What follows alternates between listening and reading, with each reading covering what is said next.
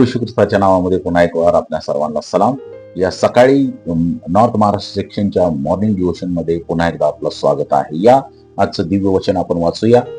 यहोशुआचं पुस्तक पहिला अध्याय 9व वचन. ते पुढील प्रमाणे आहे.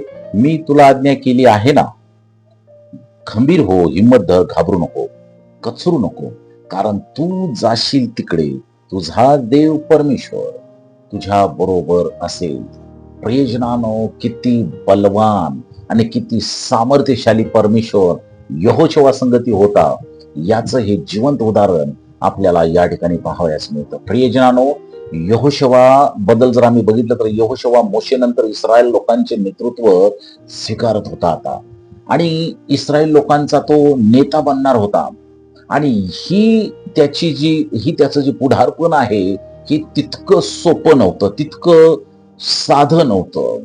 त्याच्या समोर खूप मोठमोठ्या जबाबदाऱ्या होत्या, अनेक आव्हानं आणि अज्ञात असं भविष्य त्याच्या समोर टाकलेलं होतं. त्याला माहित नव्हतं भविष्यामध्ये काय होणार आहे. त्याला माहित नव्हतं की कशा प्रकारचा माझा प्रवास असणार आहे.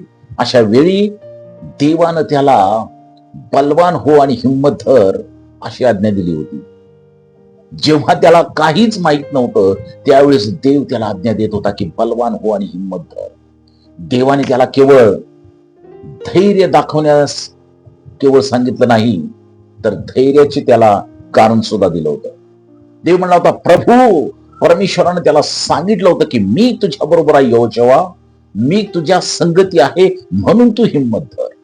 मी तुझ्या संपूर्ण प्रवासामध्ये तुला कधीही टाकणार नाही म्हणून तू हिम्मत धर. मी तुला सोडणार नाही म्हणून तू हिम्मत धर. आणि प्रियजनानो, यहोशुआनं देवाच्या त्या आज्ञेवरती विश्वास ठेवलेला आहे. यहोशुआ नेतृत्व करत, पुढारपण करत पुढे सरसावलेला आहे. इस्रायल लोकांना घेऊन तो पुढे चालत आहे. प्रियजनांनो, आम्ही पाहतो की त्याच्या जीवनामध्ये अनेक संकट आले, अनेक त्रासांना त्यानं सामोरे त्याला जावं लागलं, परंतु त्याचे शब्द, परमेश्वराचे शब्द त्याच्या कानामध्ये आवाज करत होते, मी तुझ्या बरोबर आहे, मी तुला सोडणार नाही, मी तुझ्या बरोबर आहे. प्रियजनांनो, आज आपल्या जीवनात ही अनेक संकटे आहेत. आमचा प्रवास चालू असताना अनेक परीक्षा आहेत, आजार आहेत, अनेक कारण आहे, आर्थिक अडचणी आहेत, वेगवेगळे आध्यात्मिक संघर्ष आपल्याला आज करावं लागत आहेत. कधी कधी या सर्व परिस्थितीकडे पाहिल्यानंतर आपल्याला भीती वाटते, आपण घाबरतो, आपण निराश होतो. पण देवाचे वचन, हे वचन आपल्याला आठवण करून देतं की आपण एकटे नाही. यहोशुआ, हजारो लाखो लोक त्याच्या संगती होते, परंतु तरी देखील परमेश्वर त्याच्या संगती असणं खूप गरजेचं होतं. प्रियजनानो, तो त्यावेळेस एकटा नव्हता, कारण की प्रभू त्याच्या बरोबर होता. मी तुझ्या बरोबर आहे.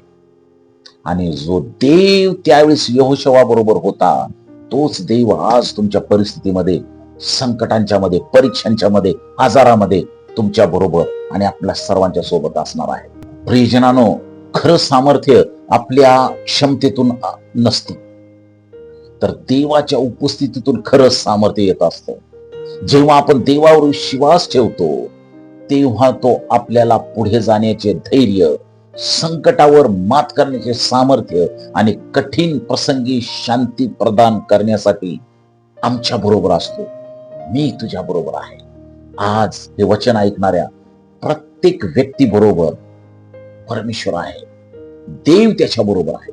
प्रिय भावा आणि बहिणी, परमेश्वर तुझ्या बरोबर आहे म्हणून कचरू नको. मी तुझ्या बरोबर आहे, हे देवाचं वचन आज अंगीकारा. देव बाप तुम्हाला आशीर्वाद देव. परमेश्वर तुमची काळजी घेतो. देवाच्या सामर्थ्यानं तुमचा संपूर्ण प्रवास चालू, अशी माझी प्रभू चरणाजवळ प्रार्थना आहे. धन्यवाद. May God bless you all.